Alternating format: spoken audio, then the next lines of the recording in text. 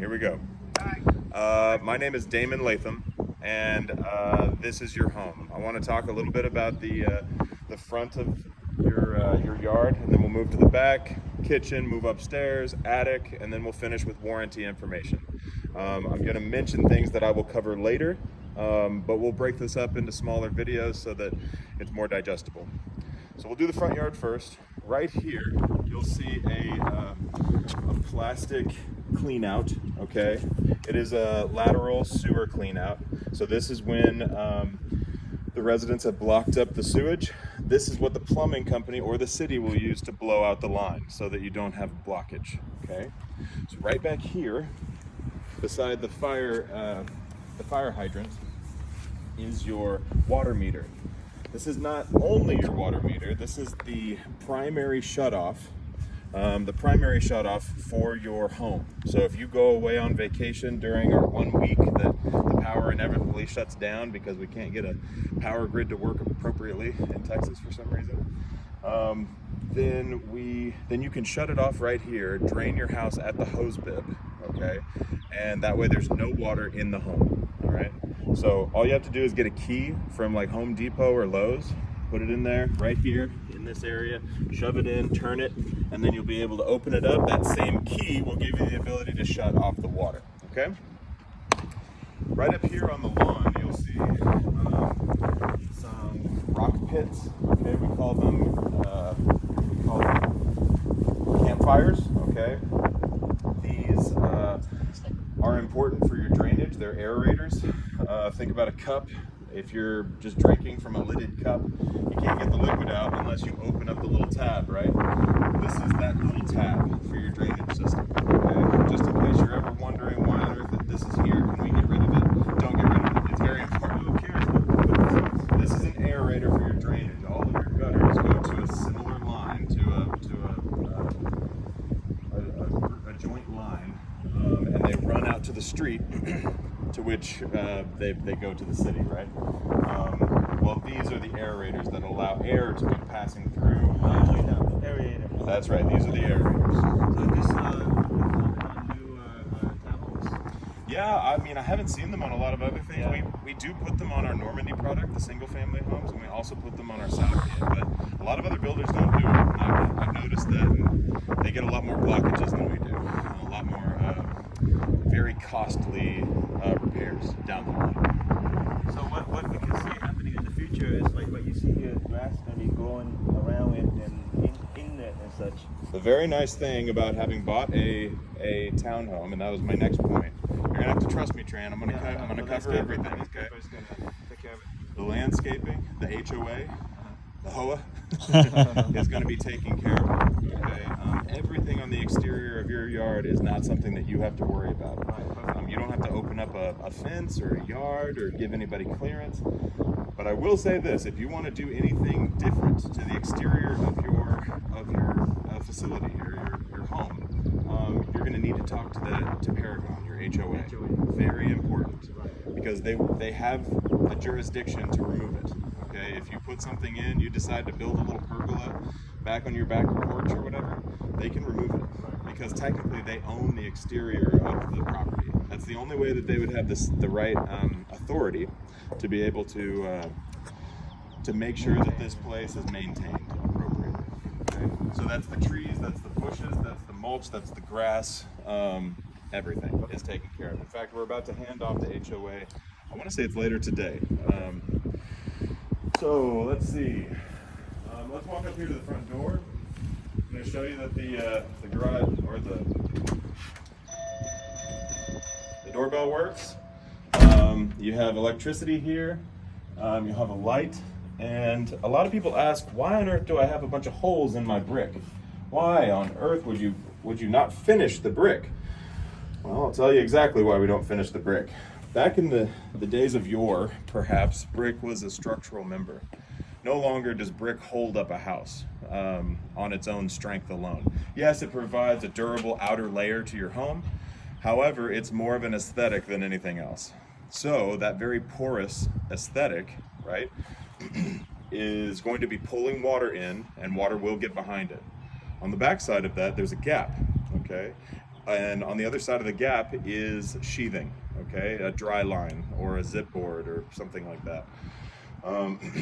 And depends on what portion of the house we're talking about. But it is a weather barrier, okay, so that water can run down that weather barrier and then out these small holes, these weep holes at the bottom. That's why we leave every third brick or every third stone, basically 3 feet, open, so that water can escape and it doesn't sit up against your foundation, sit up against your framework and your sheathing and rot it out, okay? But yeah, your secondary water shutoff is found right here, okay? It's this green lid, okay? In Grand Prairie, they require 2 water shutoffs outside. I think it's for like a more rolling estate, you know, where there's actually some distance. It's kind of silly to have 2 shutoffs right here next to each other, but at least this one doesn't require a key and it does keep the water outside of your house, rather than the shutoff that I'm going to show you when we go inside, okay? You also have cleanouts out here in the flower bed as well. Here's the other one. Oh, here it is. Yeah. So these aren't things that you will have to use, but if you ever have a blockage, again, just like the one that we saw in the foreyard, the plumbing, your plumbing company will come out and blow out the line if necessary. As I said before, you have a hose bib. Each hose bib is equipped with a vacuum seal. Vacuum seal basically makes sure that the water stays behind the brick or in the brick, so that it doesn't crack in cold weather. So you'll never need to put one of those goofy styrofoam things on top, because we vacuum seal your hose bibs. Okay? You can see it here because now that I've opened it, now it's open, right? But there's a plunger that I'm pushing back into the wall, right? And if it's working appropriately, it's only going to allow a small drizzle, right, around the outsides before it opens up all the way, okay? So now the plunger's all the way back inside, keeping your home dry. So in the winter, we don't have to use the foam to cover that. You don't have to. You're Okay. more than welcome to. Good. Okay. That is your extra. That's your. I mean, every little bit helps. Perhaps don't buy the cheap ones from Home Depot or Lowe's. The 99-cent ones. Right. They're Okay. not doing anything. Okay. Okay. So sure. regarding to the hole right there, this hole right This here. No, this one. This hole is a several point, right? Okay. Exact same thing as before with the bricks. Those are weep holes. So okay. So do you have any way to prevent the ant get inside that hole and then create That's a? a very good question. We have prevented it. Okay. We coated the bottom 3 feet of all of our studs with borate. Oh, And okay. borate keeps all of your termites, your ants, your bugs away from your frame. Okay. The sheathing is also watertight. I'm going to show you it's at a certain point, once we get to the back, the fresh air intake. We've sealed this home so tightly that we have to introduce fresh air through an alternative mechanism altogether. It used to be that we would open it all up, you know, there'd be holes around the soffit, right? So that there'd be ventilation in the attic. Okay. We don't do that anymore. We foamed it where it's completely encapsulated in the attic. So this home is so tight that we have to introduce fresh air, and so that should grant you a little bit of comfort, I suppose, when it comes to pests, because we have completely sheathed the home so tightly that we actually have to bring in outside air. Does that answer your question? Yes. Thank you. Okay, cool.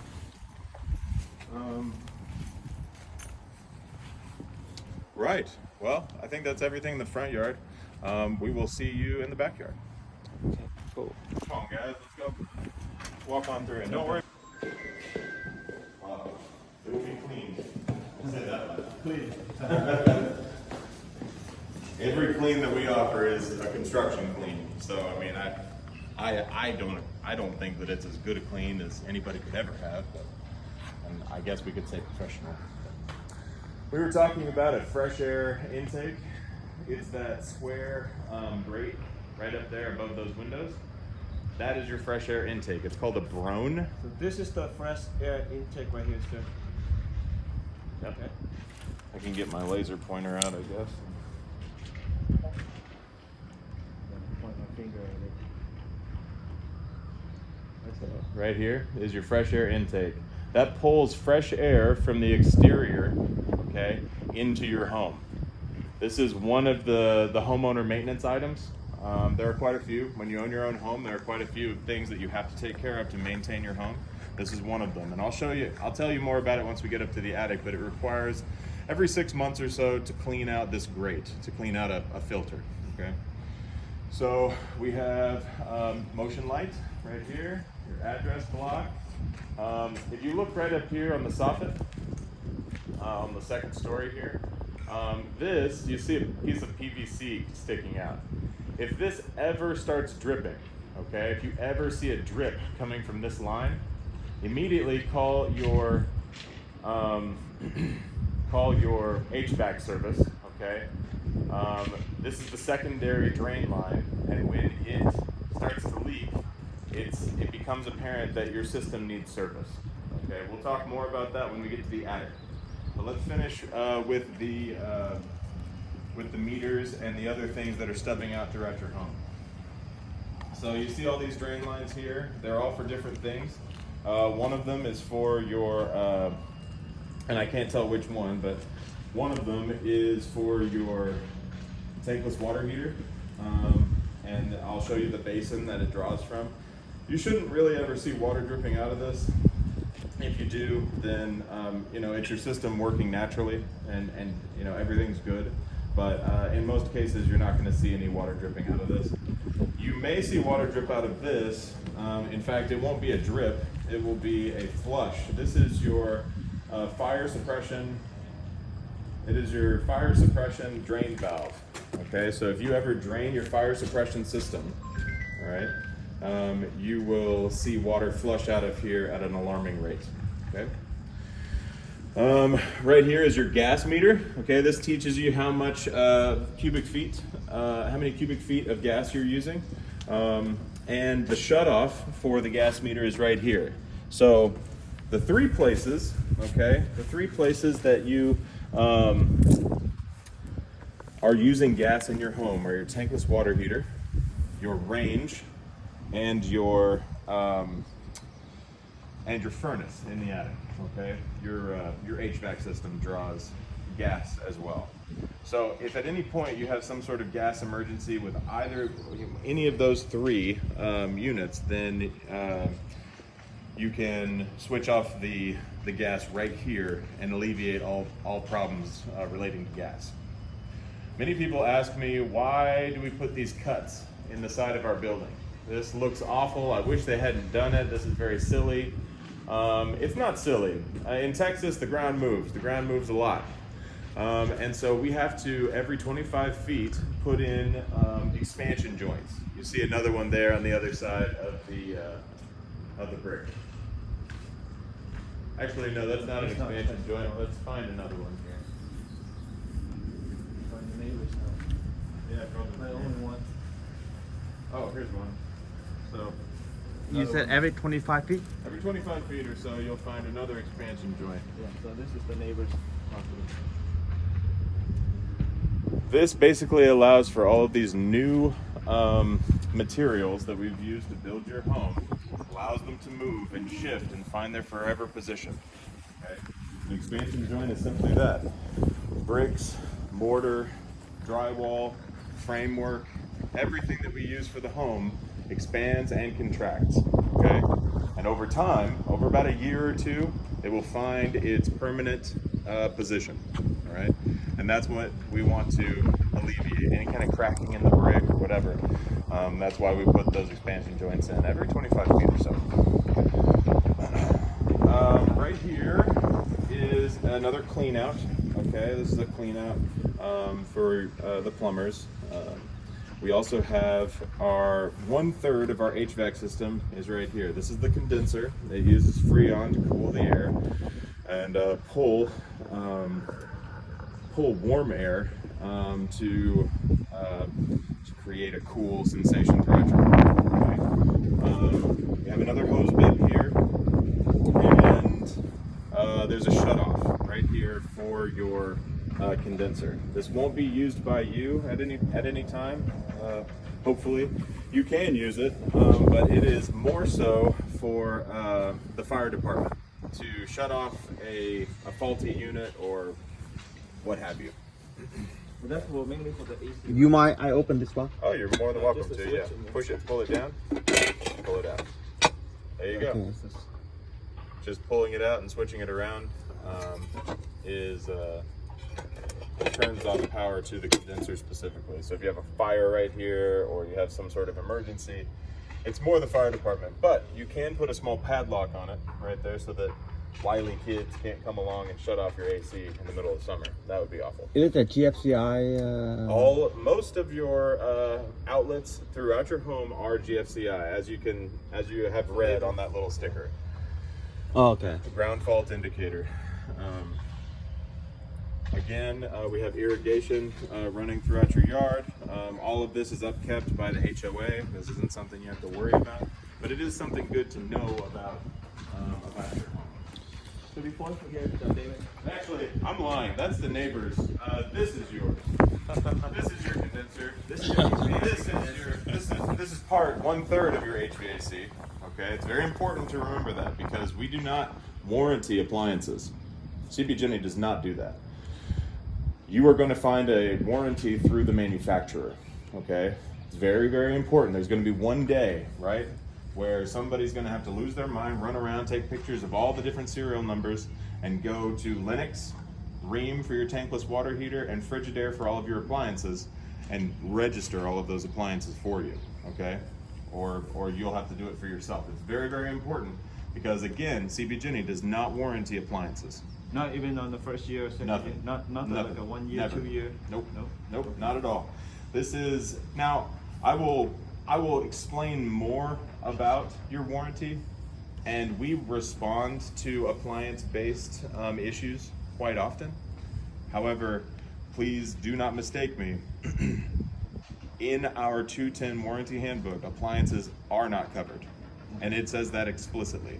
So it is paramount. It is of the most importance for you to go to the manufacturer, Lennox for your HVAC, Rheem for your tankless water heater, and Frigidaire, I think, is who supplies all of your appliances. Good job.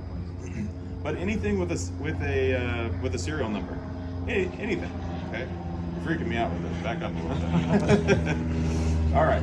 So we've got the outlet right here. Okay. And then right over here is the other meter. Okay. So gas was over here, water was in the front, and electric is right here. This is how the electrical company, Encore, knows just how much electricity you are using. Again, it is important to put a small padlock right here because it is as easy as pulling this lever down, right, to shut off all of your power. So it is of vital importance for you to put a small padlock right here.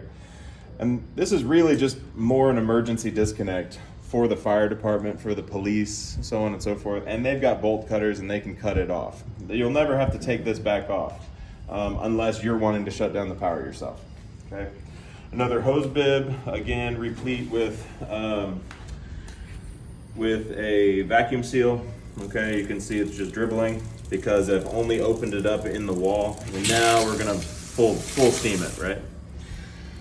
This is a conduit, a Smurf tube, if you will, that leads to your home run. Okay, your home run is your low voltage box in your master closet. Okay, that's where we normally keep it. So we have run Cat 5 and shielded coax throughout your home. This is how your internet provider is going to reach your home run, reach your modem, your router, so on and so forth. And it's also terminated in a place where you can put your Roku, your Apple TV, all of your streaming services and connect it to your internet. So this will be very, very important within the coming weeks. The internet provider of your choice is going to be asking you where this is and how to access it. This is the ground for the low voltage, all right? And then we have furthermore, we have another ground right here for your breaker. Okay. Yeah. Electrical right here. Electrical there. You have 3 electrical spots on the exterior of the home. And now let's talk a little bit about your garage. Come on inside. pay no attention to this extra material. It'll be moved to another home before you're final. So come on inside. All right, guys. Remind me the homeowner's name? Mr. Oy. Mr. Oy. All right, Mr. Oy has Steve, you've got a. I can say Mr. Oy. That's not hard. Mr. Oy. Okay. Mr. Oy, do you have any kids or dogs, cats? No pets. No pets. Adult kid. Adult kids. Do you have grandkids? All right. Let's say one of your rascally grandkids. Not yet. No grandkids yet. Okay. All right. Well, knock on wood here. Let's pretend you have a dog, okay? Or let's just say you're rambling around in your own garage. Mr. Oy is rambling around in his garage fixing stuff, fixing your car or whatever. And you parked your car halfway into the driveway, okay? And on accident, you pressed one of your clickers or you pressed this button and the garage door came down. And the laser didn't see your truck, right? And it hits your truck. Oh no, it's gonna crush it. Because this garage door is 750 pounds because it's a wind-rated door. No, it's not going to crush it. All it takes is enough force, about 10 pounds or so of force, to stop the progression of the door, and it will reverse itself. Now let's say it comes down and it malfunctions, that safety feature malfunctions, and it pins your car in, and you're trying to get it to unpin itself. Very, very easy. You just pull this handle down, okay? And it releases the garage door. I've found that most homeowners are scared to pull this handle, so I like to talk about it. This is simply a release. If you come around here, you'll see that there's a track. If you come right around here, you'll be able to see that there's a track that runs the length of the travel, okay? And all you have to do is pull this down, it releases, and then you can move this around very easily, okay? But a lot of people are scared to pull this down because they're worried about being able to hook it back up to the travel. Very simple. You just push this back up, and all you have to do is press the button again, and the garage door will find itself. Okay? Very, very easy. This is another appliance that I would recommend you warranty. Go through overhead door. Overhead door will be. Let me turn the lights on. Overhead door would be the company that you register this garage door with. The serial number can be found right here, okay? You can also set it up to work on your phone, okay? You can open your garage door using your phone. As you pointed out outside, most of our outlets are on a GFCI circuit. That way, if one encounters water, all of them shut off. We often get warranty calls about hey, this switch isn't working. Well, if you come over and you find the one that has the red light on it, and you press it, as long as the red light goes away, everything is good again, and all the other outlets should work. Here is your breaker panel. Okay, everything neatly described herein. The company that provided your electric is Fox Electric, okay? Use them if you ever want to change anything about your electrical system. It's very, very important to your warranty, at least for the first 2 years, okay? For the first 2 years, if you want to add a ceiling fan, if you want to move a plug somewhere, if you want to add something like a Tesla charger or something like that, you're going to want to make sure that you use Fox Electric because it can damage your warranty, okay, if you use anybody else. If you use IES or something and they come out or In Charge, they come out and they do something and then Fox gets called out for a warranty issue and they see that you have a Tesla charger in there and they find out it was another, they may revoke your warranty claims, okay? Everything's neatly marked, very easy to access. This is an energy certificate. Your home is Energy Star rated. It's a very prestigious title. This isn't just talking about your insulated properties. This is talking about the different appliances that we use in your home and The energy efficiency certificate it makes your home so much more valuable. Okay. This is the UFR ground. This is a primary ground for your breaker panel. You remember the one that was just outside for the shutoff. There's another one that goes straight into the slab, okay? And it's really used more for like big surges, things like that. Okay? But right here you have a doorbell transformer, all right, in your garage. And we have some fire suppression and another clean out right here, okay, for your plumbing. All right, so let's go on inside and we will After you. we will do the kitchen. Okay.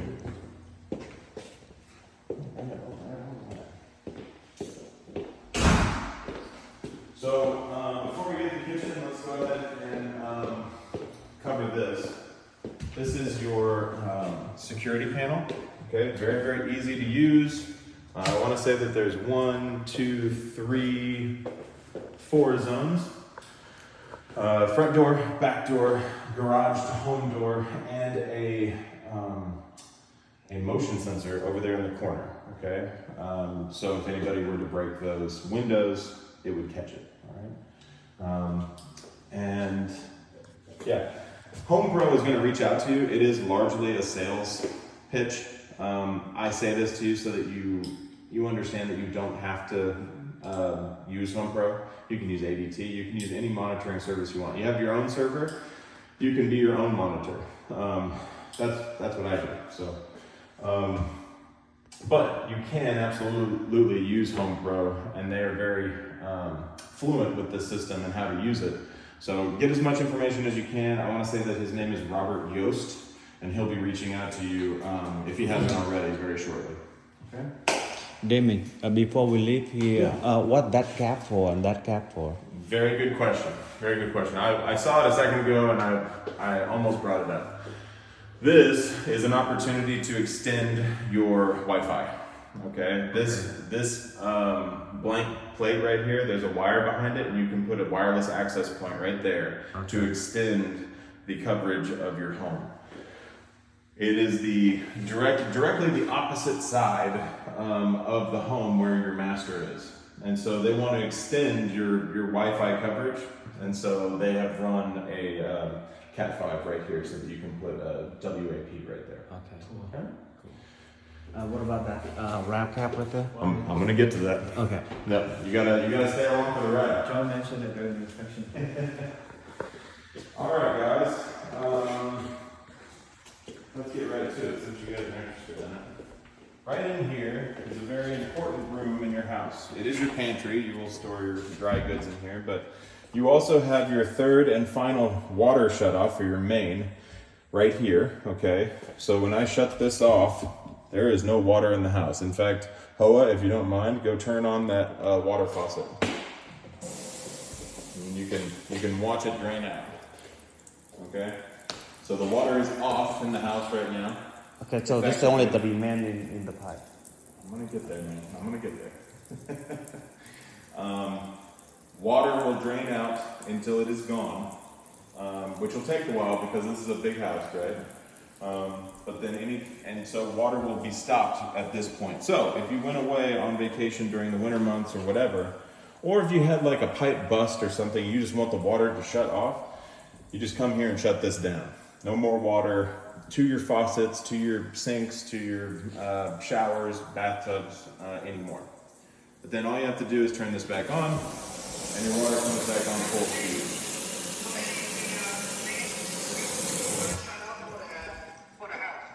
Yes, that is the third and final, easiest to access water shut off for the house. But there are 3 of them. There were 2 out in the front yard, and then there's 1 right here. And if you use this one to shut off the water, a freeze could still technically freeze this pipe and create a mess in here, okay? So that's why I tell all of my homeowners that there are other shutoffs in front. So if you don't want water in the house at all while you're gone, you don't want to ever have to do any kind of remediation, you can shut them off in the front yard. But you can also choose to just shut it off here. This is the interior of the house. It is up against the garage, but we have insulated it. This is an interior unit. There's a lot of factors that go into this decision, but I just want to make sure that you're informed on that decision. Okay. Ultimately, it'll be your call. Right next to the water shutoff is the fire suppression shutoff. Okay. Fire suppression, as you pointed out, the buttons all throughout the house. That is a sprinkler system. Okay. Each one of those little buttons that you see, or caps, at 165 degrees Fahrenheit will fall off. Okay. At 205 degrees Fahrenheit, the mercury breaks and there is a deluge in that area. So for instance, you're cooking right here, right? And you really get into it and you're doing some Bobby Flay stuff, right? Or Gordon Ramsay, or pick your favorite. And you've got some big flames going and you have incurred 165 degrees Fahrenheit to that cap. That cap will fall off to remind you, hey, you better watch out. You are about to trigger your sprinkler system, okay? If you continue to go after that cap falls off and you have 205 degrees Fahrenheit, the mercury will break and it'll put out the fire right here, okay? Because we can't play around with this because this is a shared multifamily dwelling. Up in the attic, I will show you the 2-hour firewall that separates between your home, your neighbor, and your home and your neighbor, okay? We'll get to that later, but this is the first and foremost protection against any kind of fire. Furthermore, really, really cool, one of the coolest things actually, is that if the fire is right here and it has activated this head, you have not activated the head over there. You've not activated the head in your master, you know? You're not going to have your whole home start sprinkling. Okay, it'll only be right here that it activates. Okay, once the fire travels, okay, if it travels over here, then this head might activate. If it travels into the living room, those heads might activate. They are all over your home, okay, and they're here to put out the fire, but they're not going to put out a fire that isn't there, which is really, really good. It's a really wonderful thing. So, to shut off. And you can actually see, the water pressure to your house. Grand Prairie allows for 60 to 80 PSI. You are just over 80. So technically, if the city came in here and took a look at this meter, they would ask for it to be reduced. So just don't tell anybody. You have really good pressure, and it's a little bit illegal, but that's fine. Who cares? So you have great pressure in your home because this responds to both. There's actually a T here, right here in the wall. And then to shut it off, it's a slightly complicated process. Something that you're going to see over and over and over again through this talk is when a handle, okay, a handle like this or a handle like this, right, is either in line or at odds with, perpendicular to. Perpendicular or an X means that it's off, okay? That's what that means. This would be off. So, for instance, off, right? Mm-hmm. Perpendicular to the line, so it's off. That's on.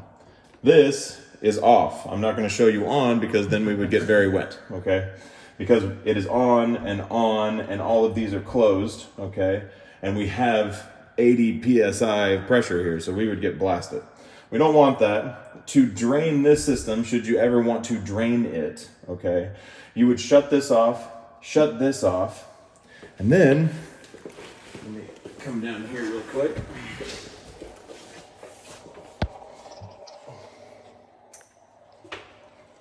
Come down here.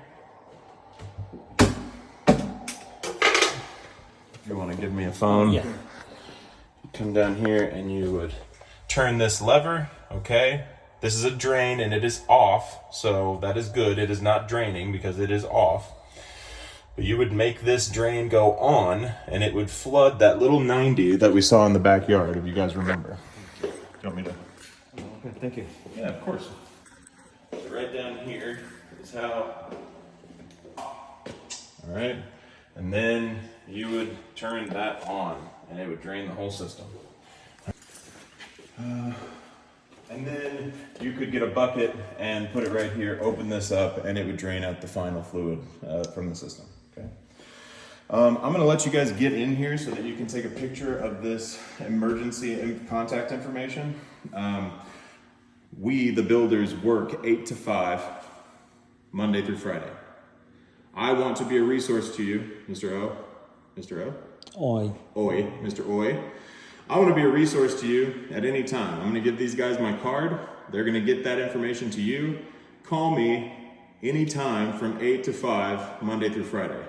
My phone will be off outside of those hours, okay? Because family time is very important time, okay? I can't get in trouble with my wife anymore, all right? So,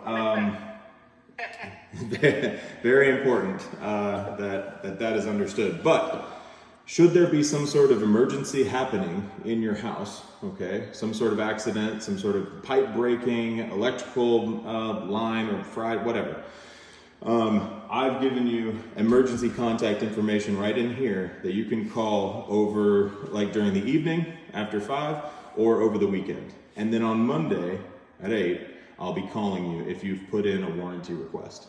Okay, so there are contact informations here, and then there's also the website that you will use to contact our warranty department.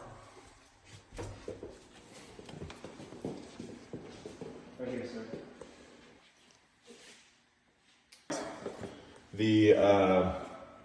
The number is 7006 Sherwin-Williams. If you ever need to match the paint, it's 7,000 extra white. Is there a code somewhere on the board? Right here. Well, we've got it recorded here, and we're telling it to you right now. So Sure, when you give the address, they can look it up too, right? Yes. that's exactly right. Yeah. That's exactly right. Perfect. Thank you. I'm seeing another spot here. I'm not going to stop much for blue tapes, but since I've already been able to go through pretty comprehensively, I just want to make sure that everything in the home is taken care of. Now, that's your water system. Can you tell me a bit about the firewall? When we get to the attic, I'm going to tell you everything there is to know about the firewall, but I will tell you that it gives you 2 hours to get all of your belongings and get out, you know? And I have seen in the past other builders who use this same firewall. When the fire suppression system fails and the house burns itself to the ground, I mean, and you're talking about like a real arson situation, because for the fire suppression system to fail, that's a serious fire, okay? That's like somebody coming in with gasoline or something. But I have seen other builders where, because they used the firewall, only this unit burned and the other 2 were fine because of the firewall. I'm not saying that it is perfect protection and you should stay in your home if there's a fire, that your neighbor has a fire. But I am saying that it's a really good system, and I'll show you it once we get to the attic. Okay.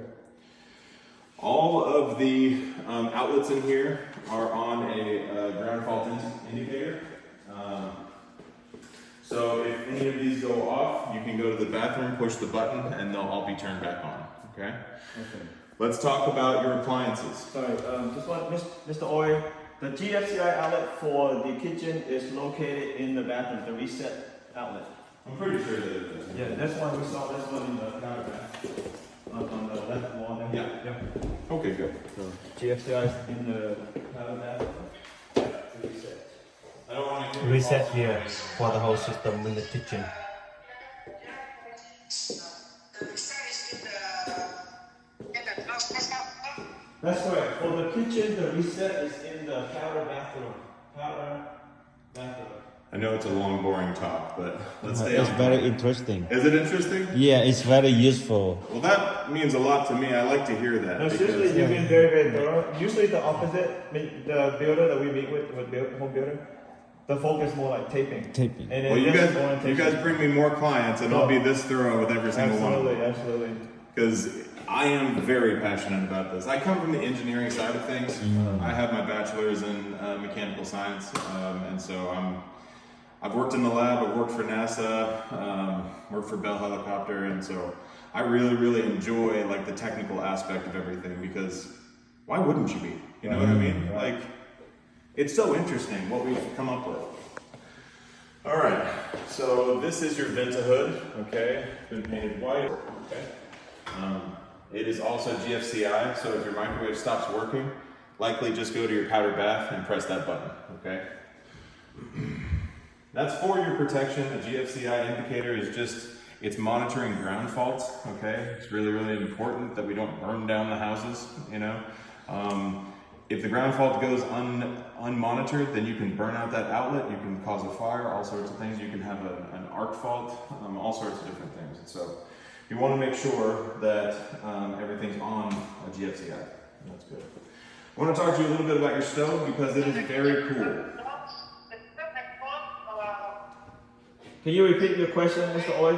Can you repeat your question?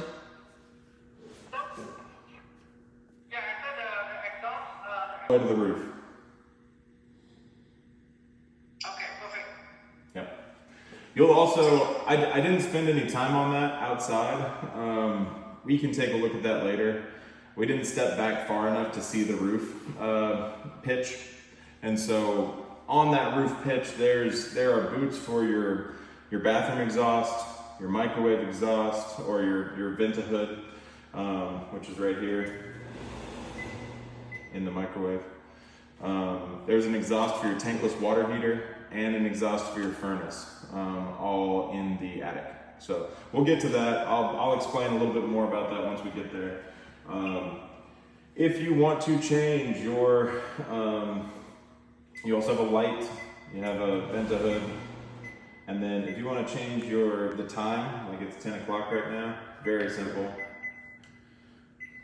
Exactly 10 o'clock. Same thing here. You just go to the settings, start, and then you're gonna go this direction. We're about halfway, so it doesn't really matter. Hold it down until you get to 10. Almost at it. Start, off. 10. Now, you know how to use a stove, you know how to use an oven, you know how to use a microwave, but there are some cool features here that I know about and a bunch that I don't know about, okay? One of the cool features for the microwave is that it has some quick start buttons, so you just press 1 and it starts. If you press 2, I don't know why it's asking about the food. Let's see.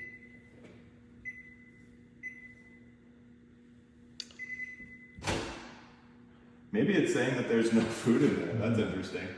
Do we have a manual for that? All of the manuals are found.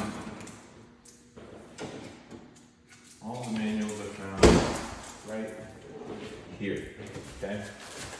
And they have manuals for your microwave, for your range, for your dishwasher. Okay. Right here.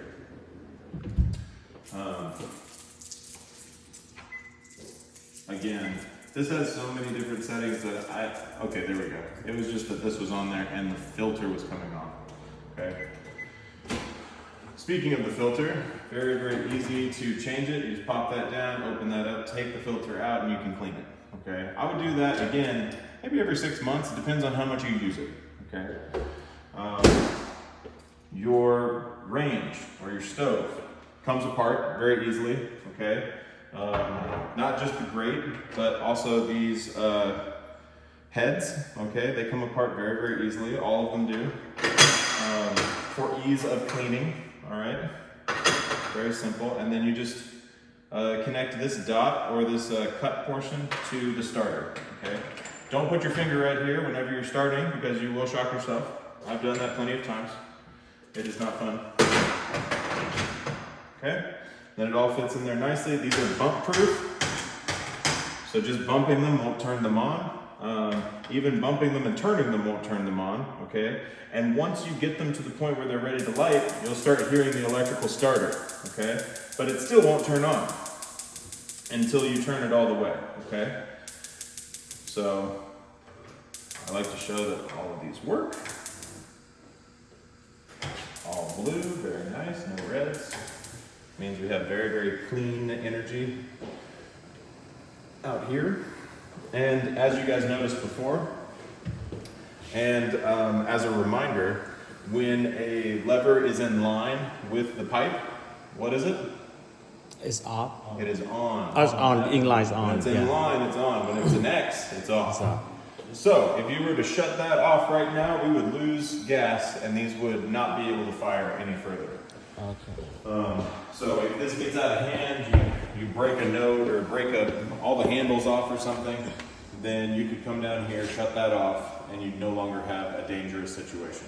So However, during the cold months, The okay, gas valve for during the cold months, if you lose power, right, to your HVAC system, warming your house, first of all, you're in an Energy Star rated home, so it should be holding a lot of your energy as long as you don't open the doors a whole lot.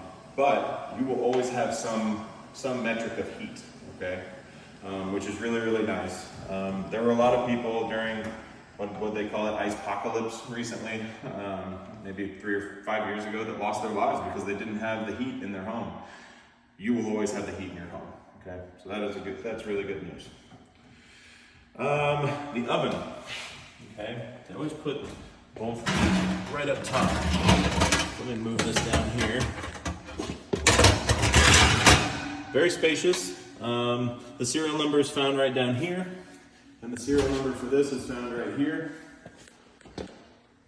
Again, it is of the utmost importance for you to register all of your appliances. I'm going to hit on that a lot today. Okay? I'm going to hit on it again when we talk about warranty. But remember to register every single one of anything that you can find a serial number on. Okay, like this. This faucet probably has a serial number down underneath the basin. Okay, why not? Maybe they offer some sort of limited warranty for it. It's going to cost you something, but everything costs you something if it's worth something. Okay, so one thing that nobody knows about an oven is this. What is this, gentlemen? for the oil drip down. For the oil to drip down? No, good guess. What do you think, Tran? You know, we usually put pots and pans stuff. That's right. People use it for storage. This is a warmer. Warmer, bread warmer. That's right. So if you have made bread, you've made pies, you've made whatever big Thanksgiving dinner or something like that, you can move all of your baked goods down here and keep them warm while you're still using the oven. So we have been sanitizing our pots and pans for our whole lives. We didn't know. Let's see. Right in here, this is a like a sheet pan. This is where you can put your pans now, okay? And if you don't like that design, then you can take them out. It's no big deal. But it's one of the cooler features of our homes. We also have this flip down tray that you can put your stopper, your sponge, your detergent, so on and so forth. Okay. Right down here is your disposal. Okay, and there are two different outlets down here marked DW and DP. One for the dishwasher, one for the disposal. Okay. These are not the disposals of our youth. All right, where we could put like a shoe down there and everything would be fine. We can no longer put shoes down there. This is only 1/3 horsepower, so a strong orange might be pushing it. Okay, so don't put eggshells down it. You're gonna run into some issues. If you end up doing that, I need to find the little. Maybe take in here. Here it is. If you end up putting some sort of debris down there, you can use this Allen wrench that we've provided to put up underneath the disposal, okay? And you can turn this to help clear the blockage, okay? It's another thing that I tend to put in here, okay? So, one of the outlets is specifically for the disposal. Make sure that you're always running water whenever you turn the disposal on. Tran, if you don't mind, hit that bar. Perfect. So that's your disposal working. It's very quiet. I'm a big fan of it, except that it's not overly strong. We have a couple of cleanouts down here. Each one of your faucets has its own shutoff. You see that little knob that's in line right now? You see how it kind of arrows towards the line? That means it's on. If you turned it the other way, then it would be off, making an X. Another one is right down there for your dishwasher water. Okay, so it's on. And yeah, I think that's largely everything under here. Your sink, your faucet is very cool. It has a couple different settings. Okay, you can also pull it out to rinse the entirety of the wash basin. Okay, and let's talk about your dishwasher. Your dishwasher is very, very cool. One of my favorite things in your home, actually. Most dishwashers, and you can look it up, use around 9 to 10 gallons of water. Think about a gallon of milk, right? 9 or 10 of them. That's how much water you're using, and you see it in the bill. You see it whenever they charge you, the city charges you. This one, it can do one of those, like a heavy wash or a normal wash, even a 1 hour wash. But the energy saver mode, okay? The energy saver mode only uses 2.3 gallons per load, which is unheard of. How on earth could it wash the dishes well? And it does, it washes it really, really well. Other things that you can change the temperature. So if you're putting something in here that's really tough, you can sanitize it. You can change the intensity of the dry. You can even put it on a delay. So if the very nominal noise that this thing makes bothers you while you're watching a movie here in your living room, you can put this on a 4 hour, 2 hour, 6 hour delay, and it won't do it until you're in bed later on in the evening, right? And then all of these buttons are right up here on top, right? So that nobody can mess with them on the exterior of the unit, which is great.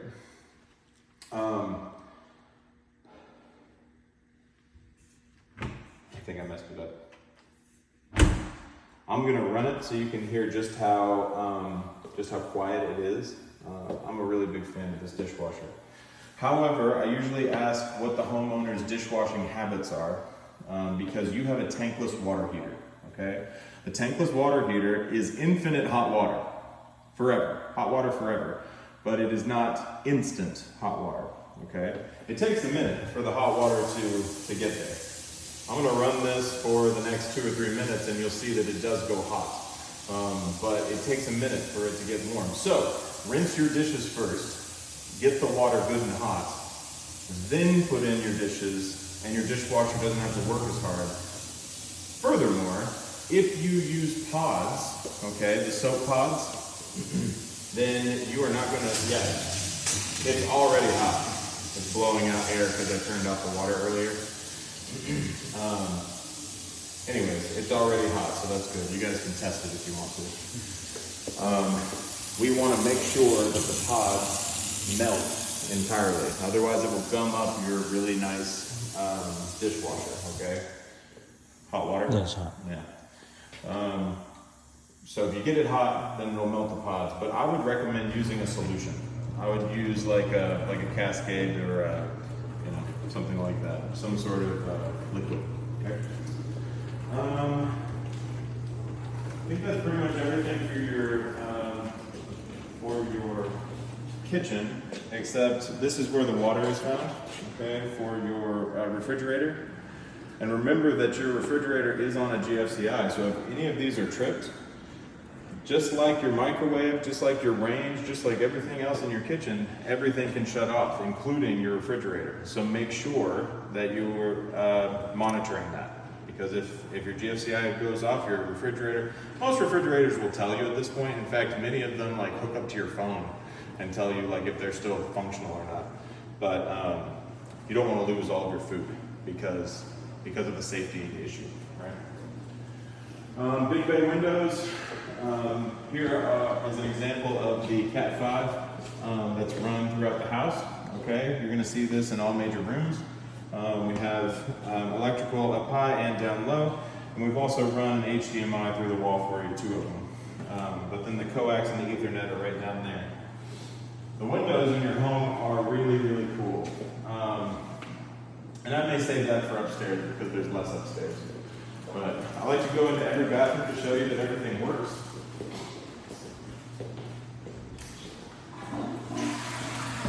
Okay. Really cool feature of the house.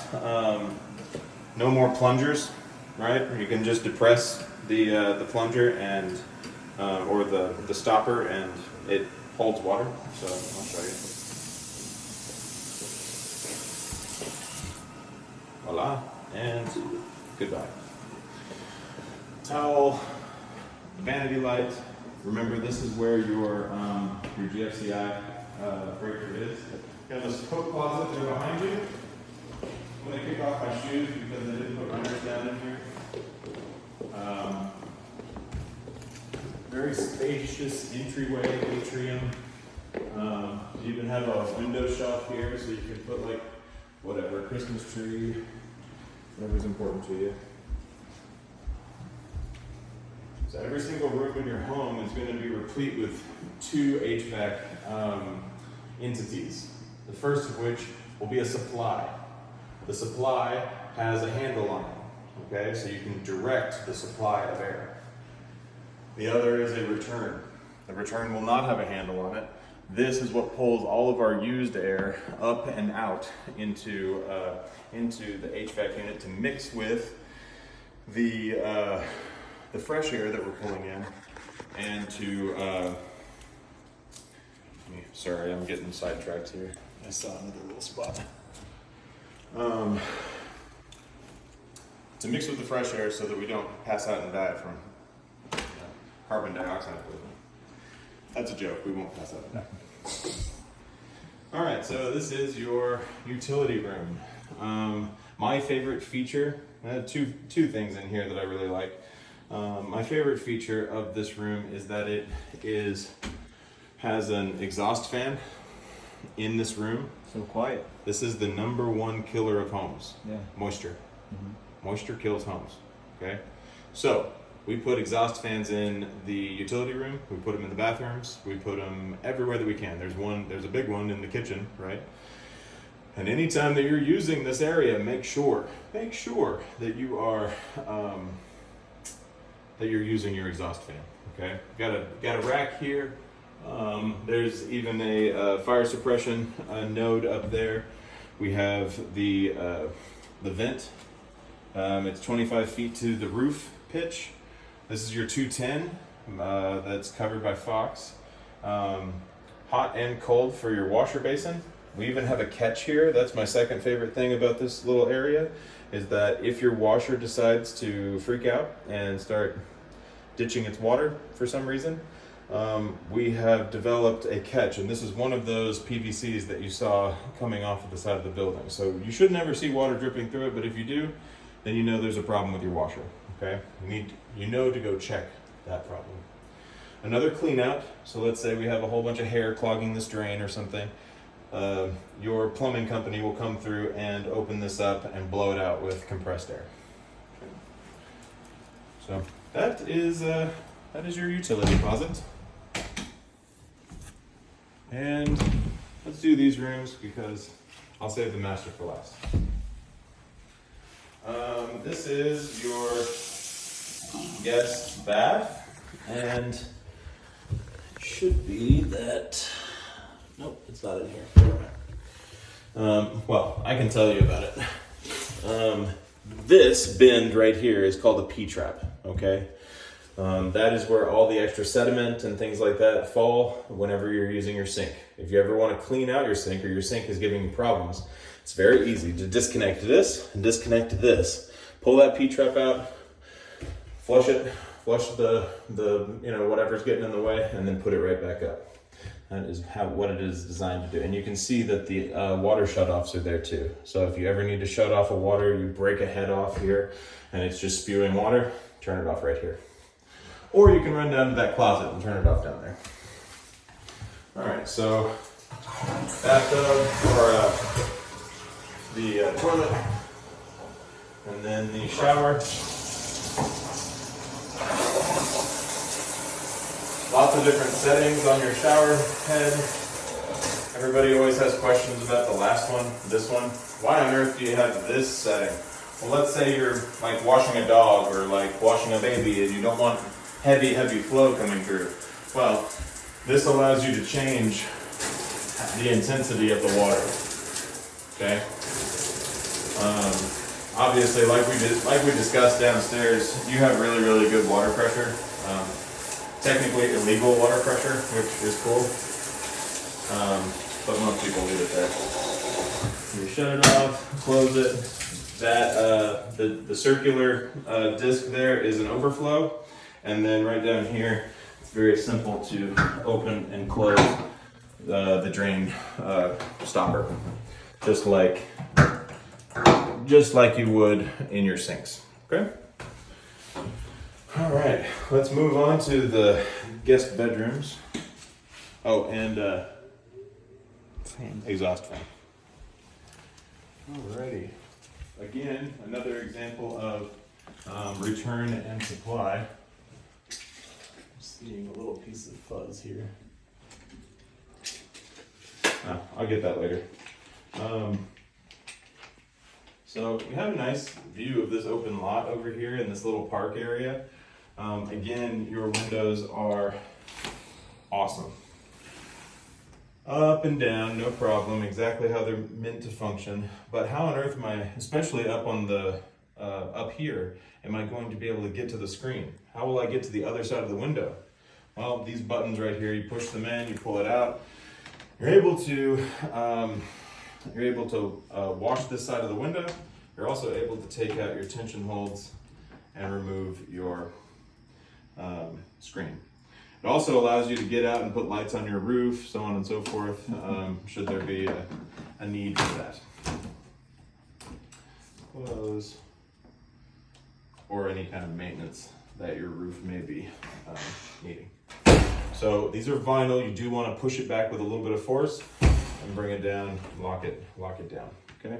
All the windows function just like that, and they're one of my favorite features. If you can see, they are double paned and filled with argon. Argon is not a toxic gas, at least in this capacity, and it just helps the insulated value of your windows. It's one piece of your Energy Star rating that we have earned in this house. Okay. We have fire suppression, closet, good sized closet. I'm finding another one.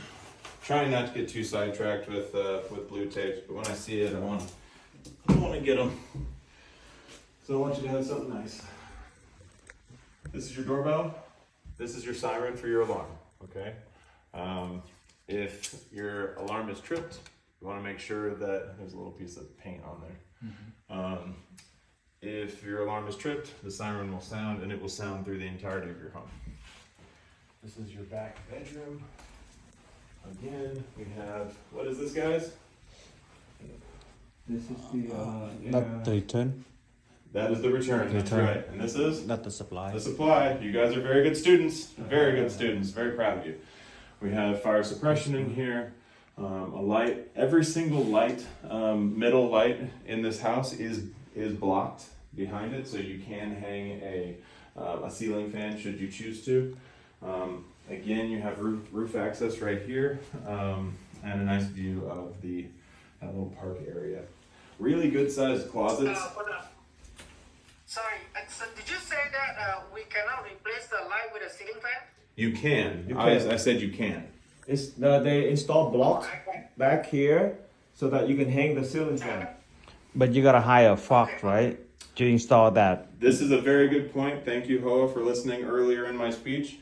You do need to hire Fox to replace this light with the ceiling fan of your choice, because again, it can really affect your warranty. So make sure, and I'll cover it again, but make sure that you're using all of the trades that we used when you update things to your home. You want to change something about your toilet, you want to put a bidet in there, you're going to need to use the plumber that we used. Okay. And all of those trade partners can be found on that emergency document. Okay. Those numbers will get you to both their emergency department, but also to the sales department. Okay. Should you So choose. so you have to wait until the warranty gone and call somebody, the third party, or during the warranty you have to use those. That's right. Okay. So we'll cover You don't warranty have a to. little bit more. If in a little you bit. don't use You it, don't use it. you may void the warranty. Okay. Oh yeah. I mean, if you wanted to, you could use anybody you want Can to. you give us a There is a list of phone number for electrician, plumbers, and such that the builder use. But if you need additional list, we can provide it to you, Mr. Oi. Okay. Okay. Okay. So you're saying that if we want to replace the light with a fan, we will have to use your so-called electrician. So you can either do it yourself, which is your prerogative as the homeowner, and that shouldn't affect your warranty. Or I would recommend using Fox, our electrical provider, so that you don't affect your warranty, at least for the first 2 years. Okay. All right. Again, we've got Ethernet and coax in every room. Really good Before I sized forget, closets. can we put the X down here? Oh yeah. Yeah, of On the course. floor. Sorry. That's okay. So that look like a lot of. Oh yeah. Oh, man, you're tall. That's the benefit of being tall. All right, let's keep it moving. Head into the master bedroom. All right, here we are. So in every room, I'm gonna ask you in this room and in your living room, you have mood lighting. We have dimmer switches, okay, for your light. We also have a dimmer for your fan, so mood wind, I guess, which is nice. Something I didn't cover downstairs because I knew there would be one up here is your thermostat. It's a little high for my liking, so I'm gonna bring it down some. But you can go to modes and schedules. You can change the mode, right? I like to do heat and cool. That way it keeps it in a very specific range. But when I do that, I like to keep at least 5 degrees between the two placeholders, okay? That way, never does your HVAC system get confused and heat and cool at the same time. That can really, really damage your HVAC unit. And remember, that is the most expensive appliance in your home, is your HVAC. We have its own button, separate from everything else on our website for your registration of that appliance. And the sooner you do it, all of your appliances, the sooner you do it, the more time that those manufacturers will give you or be willing to give you. Okay. So very easy to control this. There is a performance report. You can edit the schedules. You can do summer, winter, fall, spring. You can save energy, go to settings, just hook it up through the Wi-Fi. You can use your phone to change it once you have Wi-Fi in here. You can name it. You can lock it. This is a very good system from Linux. I like it a lot. Windows are the exact same way. Supply return, fire suppression. We have a double door here, which we also have in the utility room. It's very, very easy to fix these doors. All you have to do is twist. You may be able to see it if you come up here. So when you twist this, it comes up and gets taller. You can twist it back down for it to get smaller, so that it gives you a good seal. Okay. Waterworks. Good. Right down here. Well, not in here. It's the exact same situation that I showed you in the guest. It must be down here. Yeah. So right here you have a primary hose that leads to your drainage system at this lavatory. Okay. This primary hose from the HVAC is draining the excess liquid that the HVAC is creating in the attic, okay? So every once in a while you're gonna hear a little trickle down here in this lavatory, and that's the system acting accordingly. Usually it'll happen during summer when it's really hot and the AC is working extra, or during the winter whenever it's having to work extra as well. So a lot of times people will call about this leak that's happening under their sink, and it's not a leak. As long as you're only hearing it from here, that's the system working correctly. We wanted to give you access to the primary drainage so that you know that it's working. Otherwise, you wouldn't know. If we just put it in the wall, it could get blocked. We wouldn't be able to blow it out, so on and so forth. Okay? Can you put the tape in there? Of course, I'll put tape there. But guys, like I said, I don't want to spend any more time on tape. That's really a waste of Mr. Hoy's time. Okay. Okay? Right. We don't want him to come back and say, hey, we forgot this spot. I already put tape on the outside. Okay, perfect. So please don't worry about that. Again, we have exhaust here. We have exhaust in the water closet. And then here is your master closet. All right? Come on in. I have to close this so you can see what I'm talking about. Oh.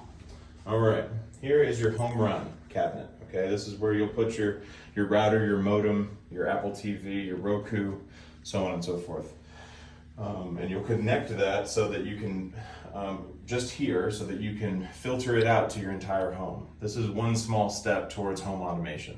I used to do home automation, so you could also put your Control4 modules, I forget all the different names for home automation now, but here is your security panel. It has a battery backup inside, or will once you get with HomePro or your monitoring system. We keep it up high so that a thief couldn't run in here and rip it off the wall. Because the first thing a thief is going to do is they are going to shut down the power to your house. They're going to clip that padlock that I told you to put on that shut off, that disconnect. They're going to turn that off, and then they can access your home. That Smurf tube that I showed you on the exterior of the home, this is where they're going to pull your internet wire up through, and then this is the power for your security terminated here. Okay. Everyone always asks why we have a rack up here at the very top. The reason that we have a rack up here is because of seasonal clothing. Okay, you can put your coats, your parkas, so on and so forth, up at the very top. Okay, but everything else is pretty obvious in here. We have some power there, and yeah, that's your master closet. Show you that's how it works. And then maybe I showed you this already. Yeah, I'm going to show you this one too. Okay. And your walk-in shower. So here is all the same settings that we saw earlier.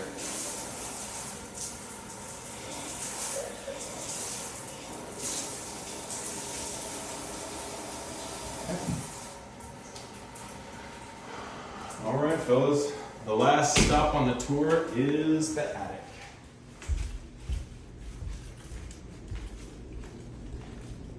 Damon, yes. There should be a latch, right? Yeah, I saw that. I saw that a second ago. Not sure why there's not a pull down right here. Yeah, that's one of the things. Maybe somebody didn't. We couldn't find the pull down for the inspection. Sorry, I had one in my car. Yeah.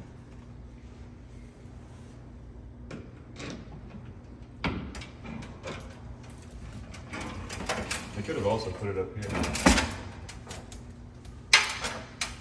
So, a couple of things with your attic ladder. Make sure that this stays closed when you go to open it, because if it is open, it can hit.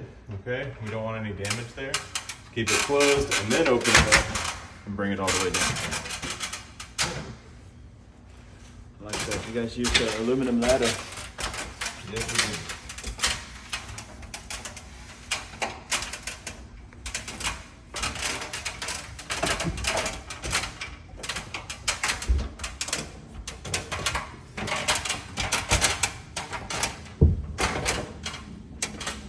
Mr. Oy, you wanted to know more about the firewall, the 2-hour firewall. Well, this is it right here. This dense glass shaft liner. This is your 2-hour firewall. It gives you 2 hours of protection from your arsonist neighbor. You have it on this side too. Now, right up here, you have a filter. It is a 20 by 25, and then it's your choice how big you want it.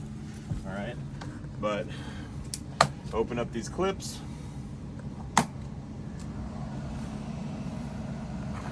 And you can either put a 1-inch in or a 4-inch in, all right? The way that I like to explain this is, first off, there's a little arrow on the side of every filter that explains the airflow, okay? We have also explained the airflow, so it should match up every time whenever you change it.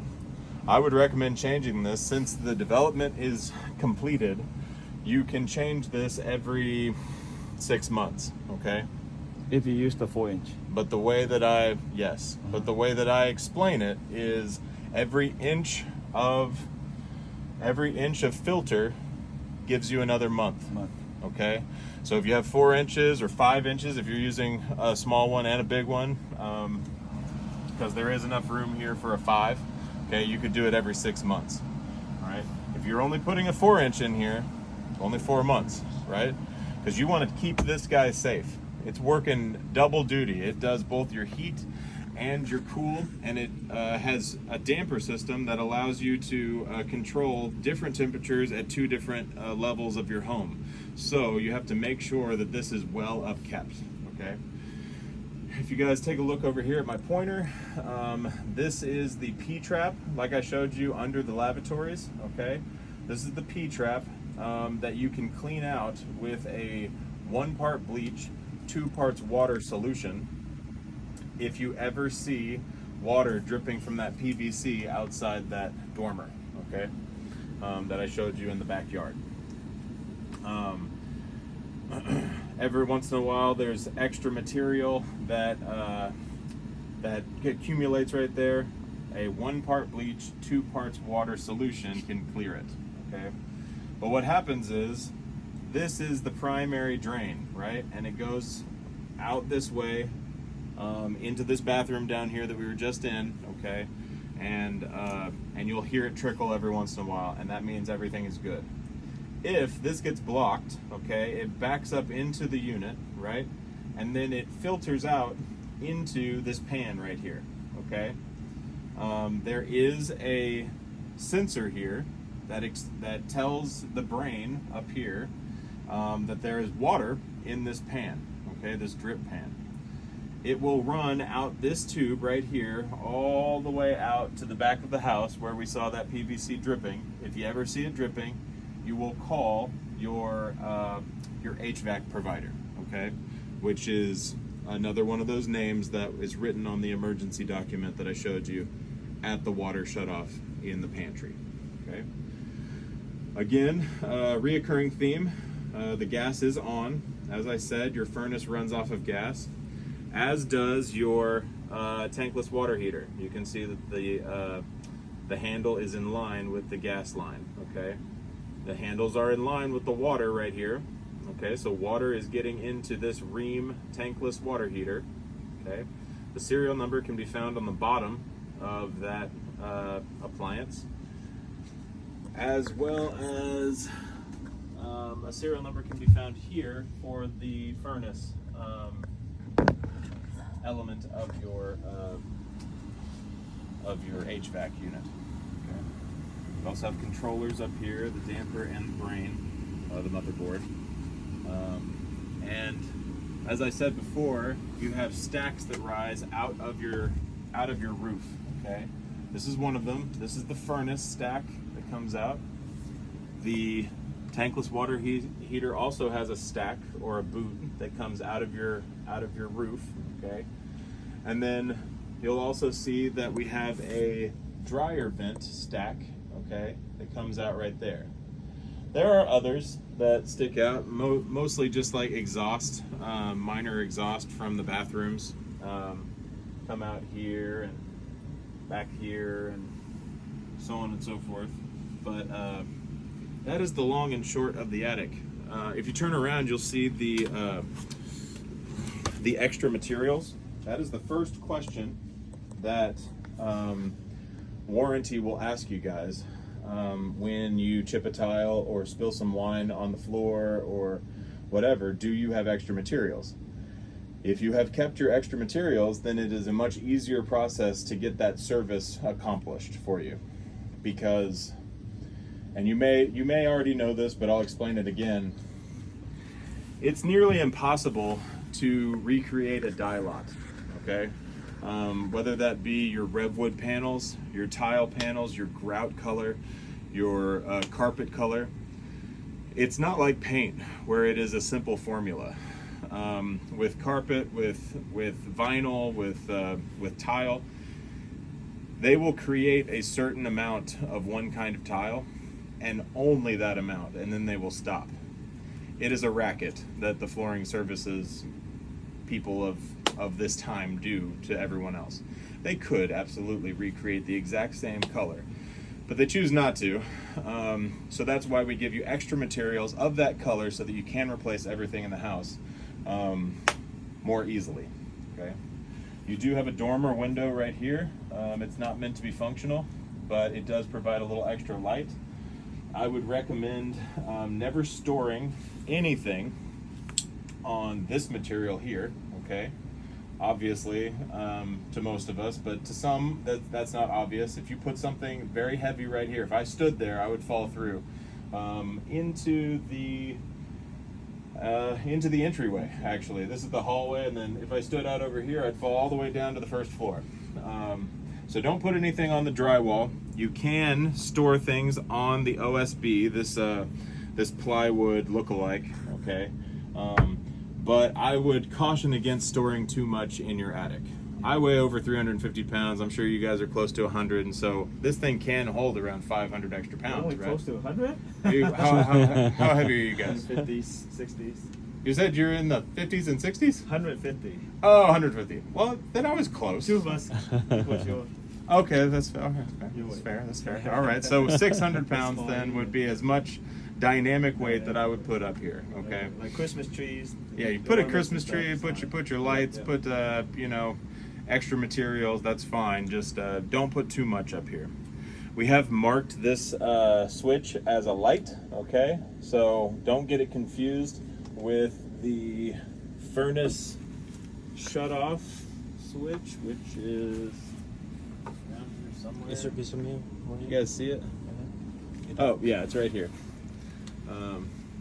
Right here. Don't get it confused with this is not the light switch. This is a shut off for the furnace. Okay. They have a marker right there. Oh yeah, heat. Yeah, heat. Okay. So do not turn that off at any point unless this is malfunctioning in a big way. Because if you shut that off, you're gonna have to wait an hour and a half for it to come back on fully functional. Okay, because it will fully reset itself. Another cool thing that I can tell you about the tankless water heater is that it can exceed 120 degrees Fahrenheit, but you have to talk to your plumber for that. We are not allowed to override the system to more than 120 degrees for lawsuit stuff, because 121 degrees, I guess, is the agreed upon temperature that an extended exposure would burn a person. So we don't want that. So we leave it at 120, and if you want to change it, you're more than welcome to. Just talk to, I think it's Cathedral out here. I forget who your plumber is. Yeah, that's pretty much everything, guys. All the water lines in your house are this PEX line, okay? All the connectors are Viega connectors, so they're not a simple crimp. They're a much better connector for your water lines. All your duct work is, you'll never see any duct work at a 90-degree angle, completely occluding it. The most you'll ever see is about 45 or I'm sorry, this is 45. This is more like a 90 or, like 120. Yeah, guys, I think that's everything. What is the optimum temperature set for the tankless water heater? 120 is what we recommend. If you need, 120? yeah, if you need it to be hotter than 120, because there are some people that really like to cook themselves down to something more pure, I suppose. You can set it to a higher temperature, but you'll have to override it with the plumber. We can't do it. Okay. Yeah. Alrighty. Well, guys, let's head down. Now we can start looking at blue tapes all the way back down to the kitchen, and then we will work on warranty. I'll talk to you a little bit about that. We'll sign some stuff, and we'll get the heck out of here. Perfect. Sounds good. You see right here that there's a little tension catch. You can pull this up and out, and you can clean it. Okay. Okay, so this is what Damon was referring to, the fresh air when we were outdoor in the back. Mm-hmm. Every 6 months, you said? I would say every 6 months, 6 months or so. along with your filter up here. Whenever you change your filter, if you decide to use the 4-inch filter, so every time you change your filter every 4 months or so, Just clean that out. Take It's a this little out, piece of clean it. aluminum, and just Yep. clean it with any kind of thing. It's just aluminum, so you can use alcohol, you can use water, whatever, and it won't corrode. Anything that you see, I got most of the big stuff, and please remember that if it's small, and I've already got some tape beside it, like I put some here and here, I obviously mean this entire piece. But please remember that there is another opportunity at the 15-day walk, which is 2 weeks after you've moved in entirely. We're going to come back with, my painter's going to come with me, and we're going to touch up the walls where you bumped them and so That's on and so awesome. forth. So, not too many builders offer that. well, it's a thank you, you know. Yeah. We're thankful for all of our homeowners. They keep us in business, keep me doing what I'm passionate about, and yeah. So That's great. So don't worry too much about the paint, okay? I don't expect us to spend too much time on this. I actually do have another appointment here pretty soon. Yep. About an hour from now. So we do have time, but don't let it be all encompassing. Let's just kind of go around the room. 3 eyes or 6 eyes are better than 2. So if you see something, say something, and we'll get some tape on it.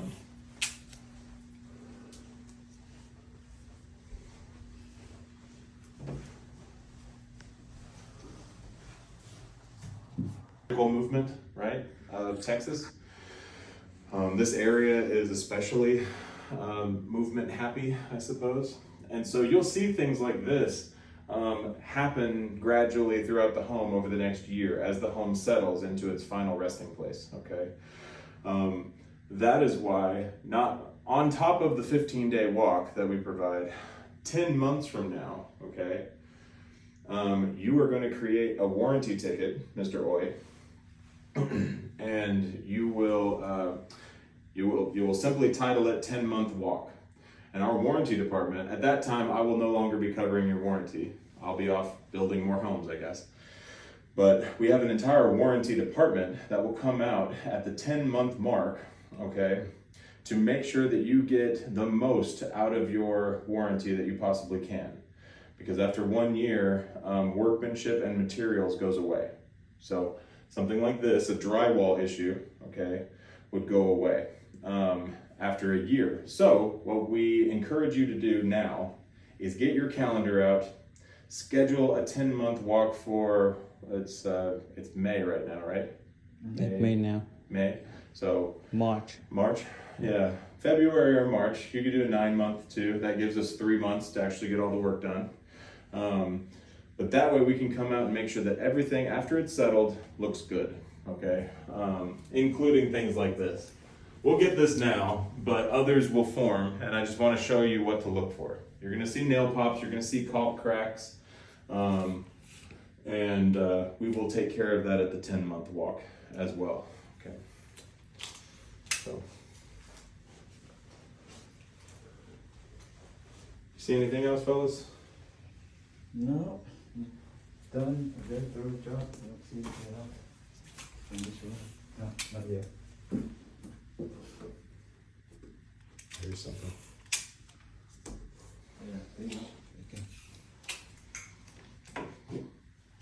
Yeah, a lot of my coworkers, I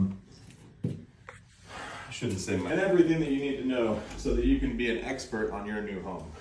It's very, very important to me. Yep, thanks. Yes, sir.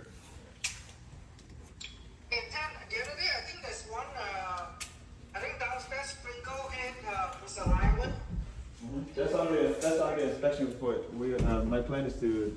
Have I seen the inspection report We yet? sent it to Tasha over the weekend, so Did I reach back out to you guys or no? not yet. No. Okay, we'll take a look at that before we leave. Do we today. need to? Are you gonna put that on the punch list? Yeah, well, the Okay. painters can't do anything about Right, that. right. Yeah. I actually have some pieces out in my car, so I'm gonna Yeah, look like put Yeah. them on. Can we have a painter right here? This seems to be a line right here. If you want, you look at this way. This kind of shade. I don't know, maybe textures. Are you talking about here? Yes. Yeah. Oh, okay.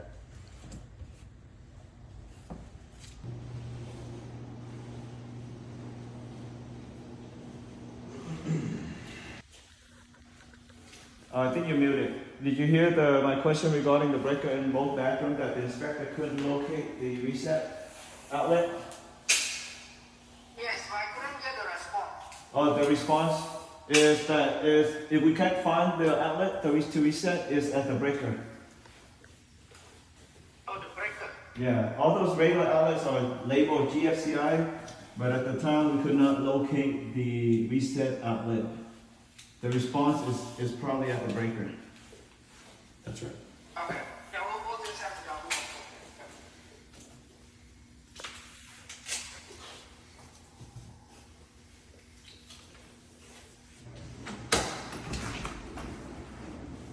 I always like to miss the exterior doors.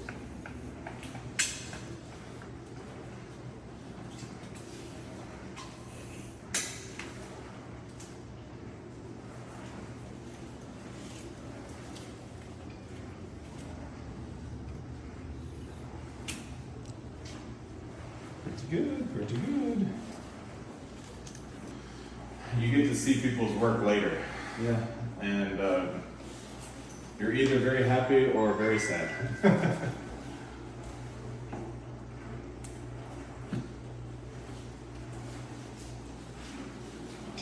You see that this line here, sprinkle, fire sprinkle in? Oh, over here? Yeah. I saw that too. The circle around they use a different kind of thing. A lot of times that happens whenever they use. Excuse me. A lot of times that happens whenever they use a different amount of moisture. You looking at the walls, man? You got nothing. Oh, okay. I'm not talking right now.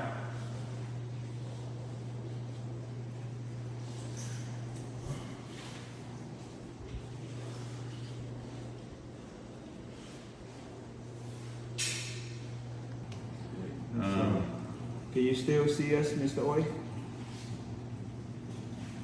We can still. Okay, perfect. All right, Mr. Roy, Tran, Oa, we're going to talk about your warranty. So your warranty breaks up into 3 tiers. Okay, my laptop's about to die, so give me a second. I need to get my charger. Yeah, the connection is not very good, so. Yeah, connection. I think where you're at right now, the connections. We have you on video. Hua is recording it. And I'm also not talking. Give me a second. Okay. Okay. 3 tiers. Okay. The first tier is materials and workmanship. We're gonna just use the stuff around us to describe that. Okay. An example of workmanship would be if they put this cabinet on crooked, right? If you found that it was crooked, and by our standards, it is crooked, and that's very important. Everything that we respond to from a warranty perspective has a very specific amount of tolerances. Okay, they can all be found in the 210 warranty handbook. Okay, I'm going to give you the link to that handbook so that you have it for your records. But should you come into your house and say, this cabinet is crooked, you would need to look at your 210 warranty handbook, take a look at it, and then use a level in most cases to see if it is as level as it needs to be for its use. Not to get too in the weeds about this process, but always check your 210 warranty handbook to discern whether or not the item that has displeased you is actually a warrantable item, okay? I would also recommend that anytime you put in a warranty ticket, you treat your warranty professional with the utmost respect and gratitude. I mean it. I'm telling you this right now. I've worked with the warranty guys. They make us spend like 3 to 6 months with the warranty program before we become builders. And most of these guys are retirees that are super happy to help you. They can't wait to help you with whatever situation you're in.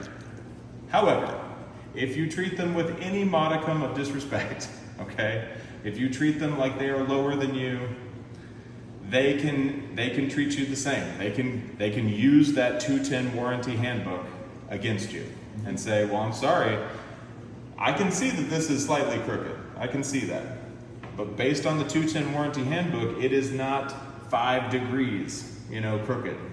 It's only 4 degrees. So I'm sorry, we're not going to take care of this problem for you. And it's largely because of how you treated them, okay?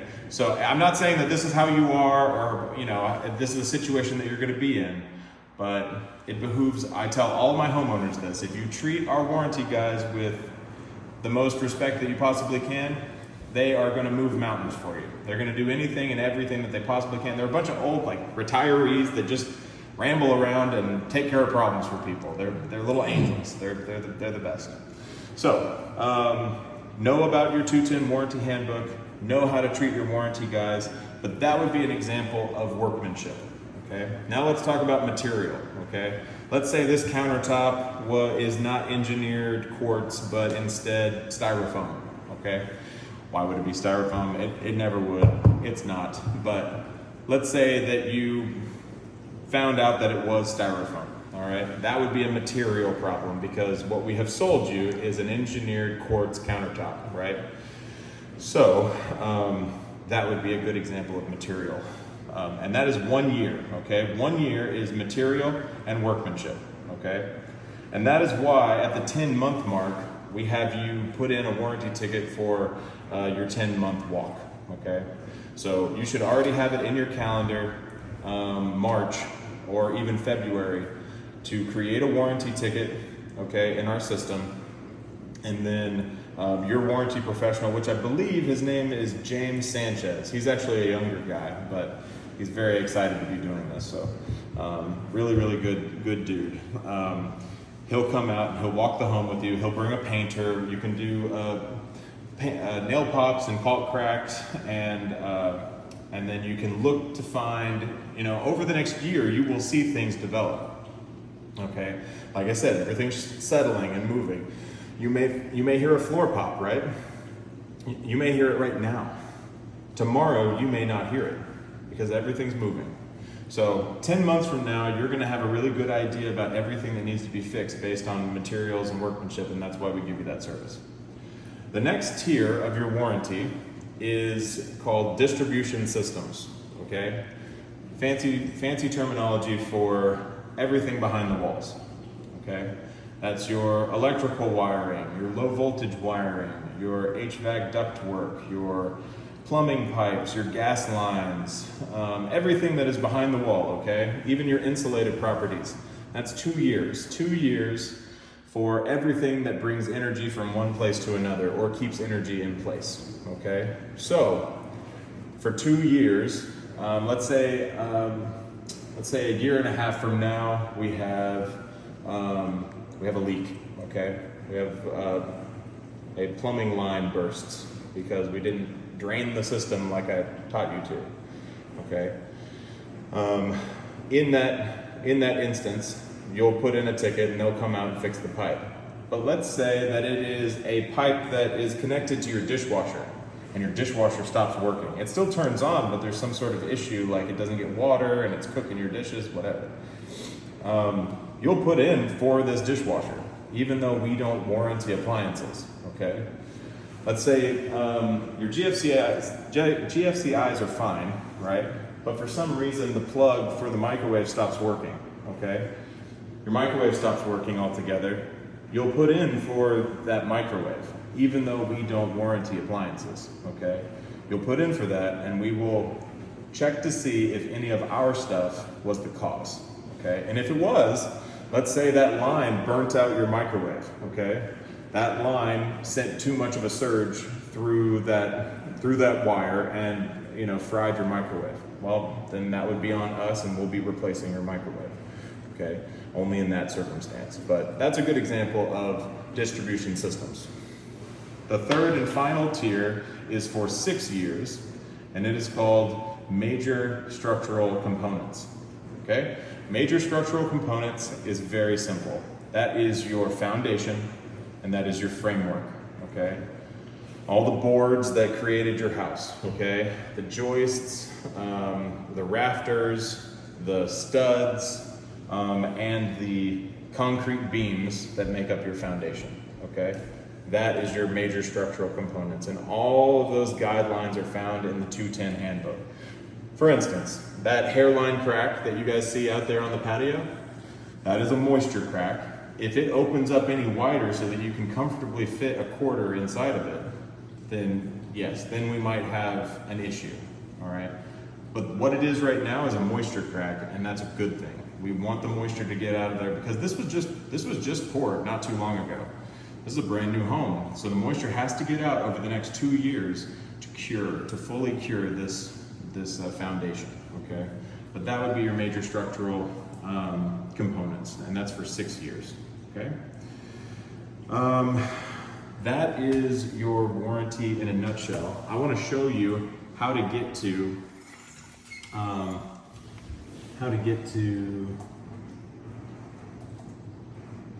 the website.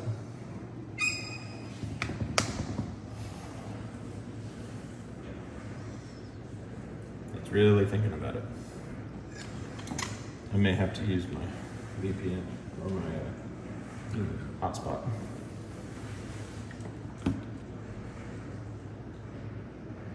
Yeah, it's okay. All right, so any internet browser, it doesn't really matter. You can use Edge, you can use Chrome, doesn't matter. Firefox. Yeah, let's restore them. Well, let's go to a brand new tab. It doesn't matter what your search engine is, as long as you remember CBJENI, okay? Just CBJENI, okay? And that you have a warranty request, all right?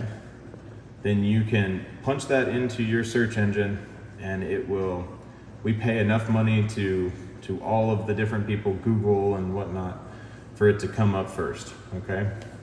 Warranty request.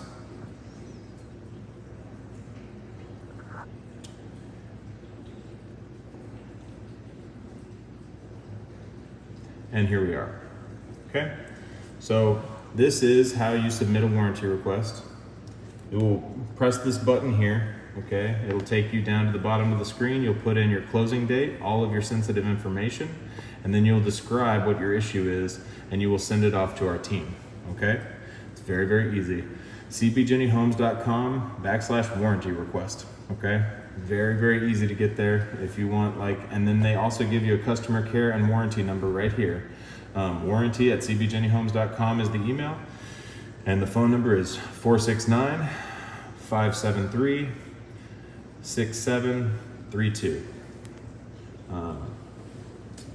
You're more than welcome to call that number, but the fastest way to get your issue taken care of is to input them into the warranty request on the website. Now, this isn't simply warranty request. This also takes you to this button here. Takes you to the 210 warranty handbook, okay? It'll give you a PDF that you can print off, and I recommend that you do, because it will very deftly describe every single piece of your warranty, okay? Somewhere in here, okay, so this is what I gave you an overview earlier, right? Your workmanship warranty, workmanship and materials, your distribution systems warranty, and your structural warranty. All this is well defined in this 210 Home Buyer's Warranty booklet, okay? And that can be found right here. But what this book does, just so that we're all clear, I'm repeating myself here, but this book very specifically describes what is a warrantable request and what isn't. So if you get back down here to an actual, like they give you words with special meanings, but like performance standards. For instance, raised floor, foundation, or crawl spaces, right? Crawl space shall be graded and drained properly to prevent surface runoff from accumulating deeper than 2 inches in areas 36 inches or larger in diameter. That's how specific this booklet gets. And that's for every single aspect of your home, okay? And if that drain bothers you, all you have to do is put the stopper in and you don't have to hear it. But that's what this booklet does for you, and it is found right here under warranty coverage guidelines for homes closed 11/1/23 and after, okay? You can also find care and maintenance tips right here for your natural engineered stone. I didn't spend any time on it earlier, but I take this opportunity to talk about it. This is made of quartz, okay? Quartz is very porous, just like granite. It is just as hard on the Mohs hardness scale, okay? But so you could cut on it, I guess, if you wanted to. You'll probably see scratches develop over time, so use a cutting board. Don't leave blueberry juice or hot sauce or something that's very vibrant on it for extended periods of time. Otherwise, you will have a little spot there to remind you of your mistake. So make sure that you clean off this countertop pretty regularly. Otherwise, you will see what you have done on it. You can put a seal over it that will keep it from staining. That's up to you. You're more than welcome to. It's covered in this care and maintenance guide. But once you put the seal on it, you can no longer put hot things on it. Otherwise, you'll see a discoloration, okay? So that's an overview of this care and maintenance guide, natural engineered stone. Right here, you can find appliance information that will mirror all of the information that you have in your manuals and what you can find at the actual appliance, okay? And then because it is so important, it's just as important to me that you warranty every single appliance in your home. Go and get them registered through the manufacturer. But because it's so important, there is a specific button for your HVAC equipment registration right here. So this is a very important page, okay, for you. Make sure, Mr. Oy, that you take a look at this page just before and during your close, okay? Because, like I said, we do not cover appliances, so it is on you to register your appliances. Very, very important. I have a bunch of homeowners, I dealt with a lot of that during my time in the warranty, where the builder did not explain this well enough, must not have, or they weren't paying attention. They did not register their appliances, and then they were up a creek. They had to buy new appliances because they got a defective piece, and in most cases, honestly, we pay for it, which was really frustrating to me as a warranty professional. I wanted to save the company money. But I will say this, if you have any kind of issue, whether it's warrantable or not, it doesn't hurt to put in a warranty ticket. It doesn't hurt to have the conversation because CB Jenny does right by its homeowners. Every time I wanted to save a little bit of money for the company, every time, my boss, the VP of customer service, would approve it. And so it was very frustrating to me, but it's very good for our homeowners. It saves you guys lots of money, and it's wonderful to know that you are, doing business with a company that cares. So that's how you get to the warranty. Warranty breaks up into 3 tiers. Workmanship and materials for a year, distribution systems for 2 years, and structural components for 6 years. Yes. Okay. I'm going to get up on a soapbox, if you will, and talk to you a little bit about how we stay in business. Okay. Obviously, you're paying us for this product, and that helps a lot. But I would say even more importantly is our survey. Okay. We thrive off of surveys. Please, please, please tell my bosses what you liked, what you didn't like, about my performance, about Tasha's performance, about the lender's performance, the orientation that you got, so on and so forth. The more that you give them, the better off we will all be. This helps us get land grants. This helps us with our trade relations. This helps us with the municipality. We get to continue to build in Grand Prairie. We get to keep coming out here and providing you customer service. Surveys are so much more important than most people believe them to be. Surveys is how the world goes around these days. And so please, Mr. Oy, if you don't mind, whenever an Eliant or Alliant survey, E-L-I-A-N-T survey comes through 2 to 4 weeks from now, please fill it out. Let them know everything that you experienced, good, bad, ugly, and otherwise, because we want to know so that we can be better. Okay, I'll get off the soapbox. Will do. Awesome. All right, so you'll get one at the 2 to 4 weeks, you'll get one at the 5-month mark, and you'll get one at the 10-month mark. Okay, so just keep a look at your email. Okay. So now we're going to get into the paperwork side, but I want to pause and for any questions that you guys have. Mr. Oy, Tran, Hoa, did you guys have anything that's been burning a hole? Yes. For the warranty, every single, for example, for the workman and material, so we had to submit the ticket, or they come automatically check on us. That's why I said put it in your calendar. It'll be on you to create. I think that they do check on you. I think they do. But just in case that they don't, I don't want you missing the 10-month walk. Okay. That's the exact same thing with the 15-day. Nobody's going to reach out to you at the 15-day mark. If I don't hear from you, I may reach out to you. Okay. But it will be on you guys to let me know when all the furniture has been moved into your home, okay? And you have bumped the walls and you're seeing some caulking cracks and some nail pops, and you want to talk about the things that you're seeing in the home. About 15 days after you move in, okay, call me and we will set up a meeting. I'll come back over here and I'll take a look at everything. I'll bring a painter. Okay, great. Cool. And the 15 days from the closing day or 15 days from the moving, because the moving and closing day will be different. So what are your plans move-in wise? My plan to move in probably will be around end of May. Okay. Well then, whenever you get fully moved in, okay, we don't want to get too far past 30 days because technically I'm not allowed to spend any money on the house after 30 days, okay? So right around the end of May, once you get everything moved in, just give me a call. I won't know when you move in, so you just have to call me. Let me give you my card. Okay, will do. Thank you. Yes, sir. No problem.